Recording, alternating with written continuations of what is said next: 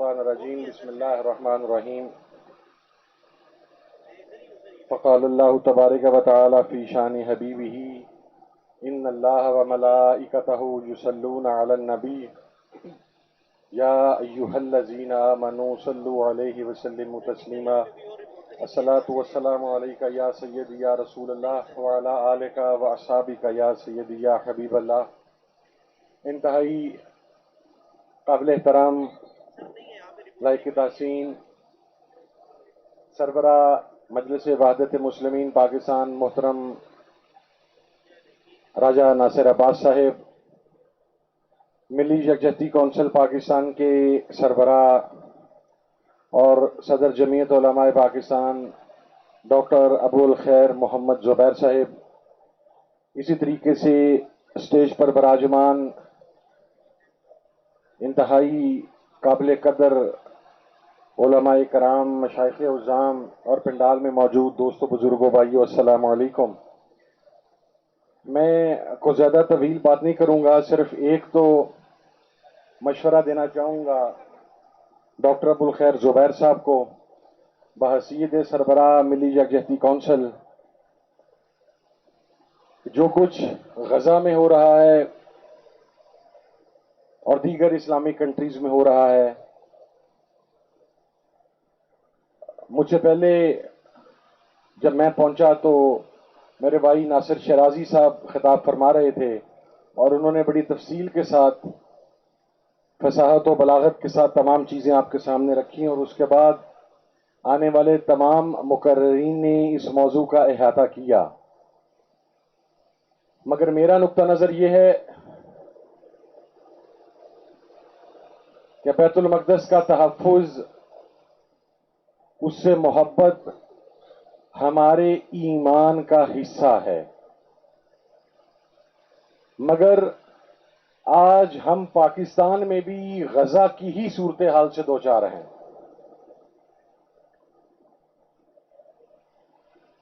Imagine کرنا مشکل ہے کہ مملکت خداداد پاکستان ہو اور یہاں پر اسرائیل کے خلاف مظاہرہ کرنے کی اجازت نہ ملے۔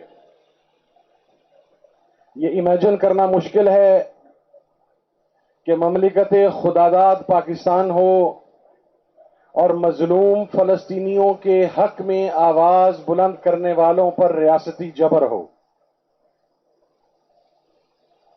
یہ بات باعث تکلیف ہے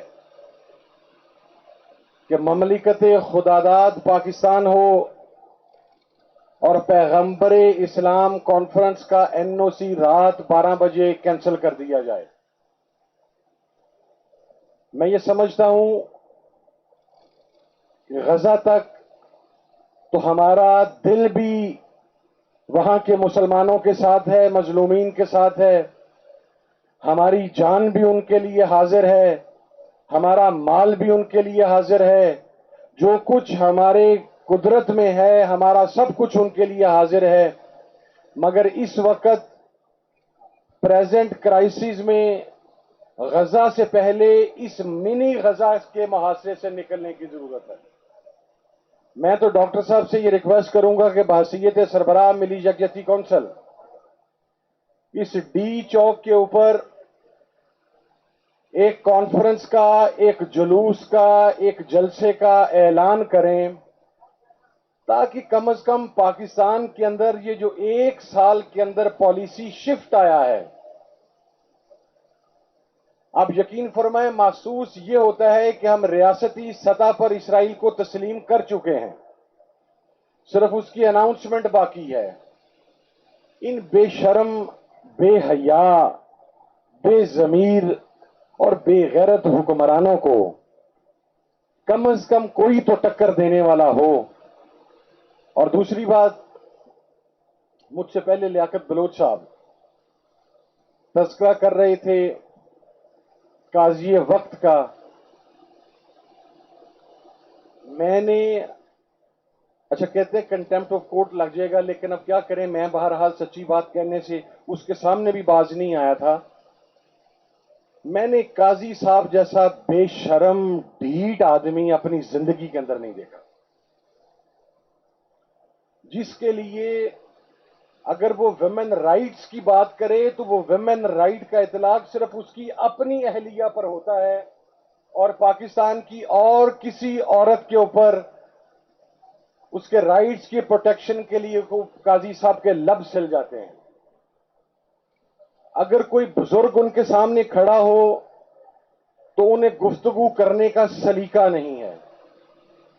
اگر وہ کسی لائر کے ساتھ کاؤنٹر آرگومنٹ کے اندر جائیں تو انہیں آرگومنٹ کرنے کی تمیز نہیں ہے. ایک ایسا شخص جو اخلاقیات کے معیار پر بھی پورا نہ اترتا ہو وہ پاکستان کا چیف جسٹس ہے. اس سے بڑی بدقسمتی اور المیہ ہو ہی نہیں سکتا. دوسری بات، یہ جو تحریف قرآن کا مسئلہ، یہ تھوڑا ٹائم گزرنے دیں، آپ کو پتہ لگ جائے گا کہ وہ کون سی فورسز تھیں جو موصوف کو پروٹیکٹ کر رہی تھیں اور ابھی تک پروٹیکٹ کر رہی ہیں. جب میں نے یہ معاملہ نیشنل اسمبلی میں اٹھایا اور اس کے بعد وہ معاملہ لا اینڈ جسٹس کو کمیٹی کو فارورڈ ہوا، اسٹینڈنگ کمیٹی کو،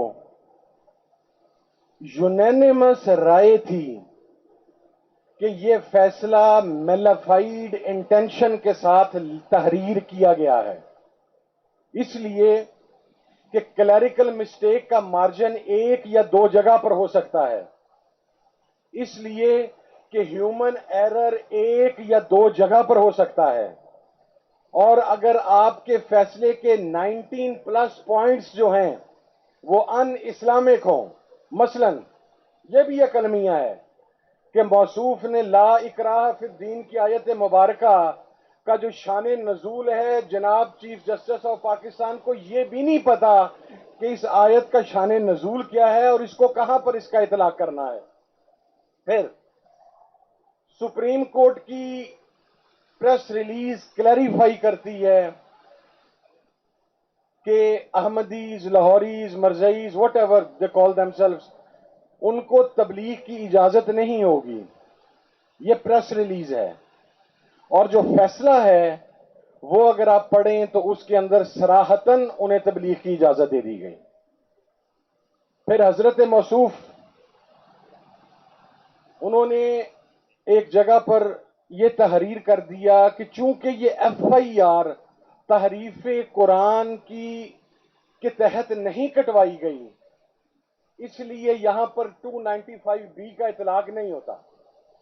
جب وہ ایف آئی آر نکال کے ہمارے سامنے رکھی گئی تو اس ایف آئی آر میں 3 جگہ پر تحریف قرآن کا تذکرہ ہے، اور وہ ایف آئی آر کٹی ہی تحریف قرآن کے اوپر ہوئی ہے.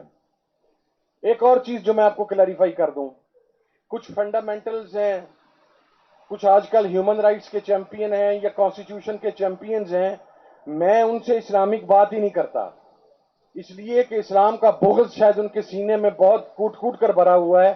میں ان سے میرٹ کے اوپر بات کرتا ہوں، آئینی قانونی بات کرتا ہوں. کہ آپ یہ دیکھیے کہ ایک قانون ہے پنجاب کے اندر ممنوع کتب کا. یہ جب 90s کے ایرا میں سیکٹیرین وائلنس اپنی انتہا پر تھا تو میرے والد اس وقت پنجاب میں منسٹر تھے، تو اس ہیٹڈ کو ختم کرنے کے لیے اسمبلی کے ذریعے یہ قانون لایا گیا کہ آپ ایک دوسرے کے مقدسات کی توہین نہیں کر سکیں گے، اور اگر کوئی ایسی کتاب جس میں ایسا کوئی تذکرہ ہو تو وہ کتاب ضبط کر لی جائے گی، اس کی پرنٹنگ، پبلشنگ اور اس کی ایڈورٹائزمنٹ پر پابندی ہوگی، اور ایسا کوئی بھی جرم کرنے والا اس کی سزا 6 ماہ ہوگی. یہ ہے ممنوع کتب کی کیٹیگری. ایک کیٹیگری ہے تحریف قرآن کی. تحریف قرآن کی کیٹیگری وہ کیٹیگری ہے کہ اگر کوئی بھی شخص قرآن پاک میں تحریف کرے گا تو اس کی سزا عمر قید ہے. اگر کوئی نان مسلم قرآن پاک کو پرنٹ کرے گا، پبلش کرے گا، ایڈورٹائز کرے گا اور اس کے اندر ہیٹڈ مٹیریل ہوگا یا ترجمہ اپنے لحاظ سے کرے گا تو اس کی سزا عمر قید ہے. قاضی موصوف نے کیا یہ کہ وہاں سے 295B ختم کر کے وہ جو کتاب ہے تفسیر صغیر، جسے کہ یہ اپنا قرآن کہتے ہیں اور اس کا ترجمہ قرار دیتے ہیں، اس کتاب کو تحریف قرآن کی کیٹیگری سے نکال کر اسے ممنوعہ کتب کی کیٹیگری میں ڈال دیا. یعنی کہ اب تحریف قرآن پر سزا عمر قید نہیں ہوگی، اب تحریف قرآن پر سزا 6 ماہ قید ہوگی. اس کے علاوہ ایک ایک پیرا ہے جس کا ریفرنس 6 پیراز میں موجود ہے. پہلے یہ فیصلہ دیا گیا، اس کے بعد جب ریویو دائر کیا گیا تو اس فیصلے کو مزید شدت کے ساتھ کھول کے بیان کر دیا گیا. وہاں پر علماء کے ساتھ ایٹیٹیوڈ انسلٹنگ رکھا گیا، کسی کی بات برداشت نہیں کی گئی. اور پھر جب کانسٹیٹیوشن ایونیو پر ہزاروں کی تعداد میں مسلمان اکٹھے ہو گئے تو اس دن ان کے ترلے دیکھنے لائق تھے. ڈاکٹر ابوالخیر زبیر صاحب، خود ڈاکٹر صاحب نے وہاں پر دلائل دیے. میری تو وہ بات سننے کے موصوف حق میں نہیں تھے، انہیں شاید میری قومی اسمبلی کی تقریر کی تکلیف بہت زیادہ تھی. انہوں نے مجھ سے ایک بات کی، جب میں نے کھڑا ہوا میں نے انہیں بتایا، اور میں انہیں صرف ایک بات بتانا چاہ رہا تھا کہ موجودہ حکومت آپ کے ساتھ ملی ہوئی ہے. یہ میلافائڈ انٹینشن کے ساتھ یہ جو لا اینڈ جسٹس کمیٹی کی فائنڈنگز ہیں اس کو نیشنل اسمبلی کے فلور پر نہیں لے کر آئی، اور انہوں نے وہ ریزولوشن جوائنٹ موو نہیں ہونے دی. یہ آپ کو بحیثیت قاضی برقرار رکھنا چاہتے ہیں. میں نے انہیں صرف یہ بتانا تھا، اور بتا بھی میں نے دیا، اللہ کا شکر ہے، کہ آپ کو اپنا پورا فیصلہ ریورس کرنا پڑے گا. ایک پیرا یا 2 پیرا نہیں. بہ جاؤ، آج میرے سے ماشاء اللہ نہیں ہونا کچھ بھی، میری مرضی، میں آغا صاحب کی اجازت لے کے کھلوتا جی. اچھا، اب اس کے اندر آپ یہ دیکھیے، ان کو تو بچا لیا گیا، وہ بل قومی اسمبلی میں نہیں لایا گیا، نہ آنے دیا گیا. قاضی صاحب نے وہ فیصلہ محفوظ کر لیا. مجھ سے وہاں پر پوچھنے لگے کہ یہ جو بزرگ اکابرین ہیں، آپ کا مقام ان سے زیادہ ہے.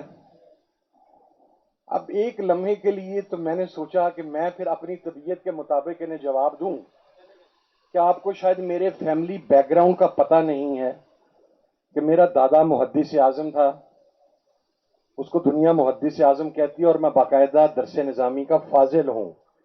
حضرت کو تو شاید یہ بھی نہ موصوف کو پتا ہو کہ درس نظامی کسے کہتے ہیں، لیکن میں نے پھر بھی اپنے والدین کی تربیت کے مطابق انہیں جواب دیا کہ میرے اساتذہ اور میرے ماں باپ نے یہ مجھے نہیں سکھایا کہ آپ عمر میں اپنے سے بڑوں کے ساتھ برابری کے دعوے دار بنیں.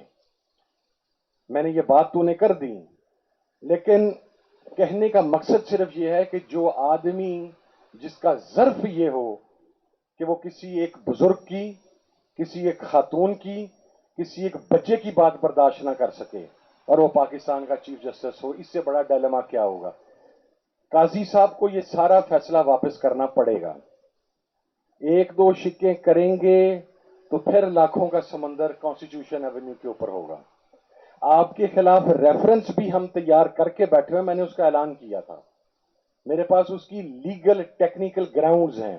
اور last but not the least, ہم غزہ کی بات کرنے سے پہلے یہ سوچ لیں کہ ختم نبوت کو 7 کی جو اسمبلی کی ہماری گولڈن جوبلی تھی جو 7 سپٹمبر کو پوری ہوئی، موجودہ حکومت نے اس کے اوپر جوائنٹ اجلاس نہیں بلانے دیا کہ ان اکابرین کو مسالک کے اختلاف سے بالاتر ہو کر ان تمام فاؤنڈرز کو جنہوں نے ان لوگوں کو کافر قرار دیا، انہیں اپریسیشن کے لیے قومی اسمبلی کا اجلاس بلایا جانا تھا، نہیں بلایا گیا. ان کو اپریشیٹ کرنے کے لیے جوائنٹ ریزولوشن تک نیشنل اسمبلی میں نہیں آنے دی گئی. تو ہم غزہ کی بات، وہ تو ہمارے ایمان کا حصہ ہے، وہ تو ہم نے کرنی ہے، لیکن پہلے جس غزہ میں یہاں پر ہم بیٹھے ہیں اس کا محاصرہ ہمیں توڑنے کی ضرورت ہے. میں امید کرتا ہوں کہ ڈاکٹر صاحب آج انشاءاللہ ڈاکٹر صاحب وہ جو انہوں نے کہہ دیا کہ سنجانی یا پرماننٹ وہاں پر آپ جلسہ جلوس کریں گے یا جو کچھ کریں گے، میں کہتا ہوں آج آپ اسے نہ مانیں، اس لیے کہ نبی پاک صلی اللہ علیہ وسلم کی ناموس کے لیے یا نبی پاک صلی اللہ علیہ وسلم کے جشن ولادت کو منانے کے لیے سب سے بہترین جگہ ہی ریڈ ایریا ہے، کیونکہ ان کو آقا کی سیرت کو سمجھنے کی ضرورت زیادہ ہے. ان کی عقلوں پر پردے پڑے ہوئے ہیں. اور بعض اوقات ایسے پردے صرف زبان سے اخلاقیات سے نہیں اٹھائے جاتے، اس کے لیے ڈنڈے کا استعمال ضروری ہے. تو آپ ریڈ ایریا کے اندر جلسے کا اعلان کریں، انشاءاللہ پوری قوم وہاں پر پہنچے گی. بہت شکریہ، والسلام علیکم. ماشاء اللہ.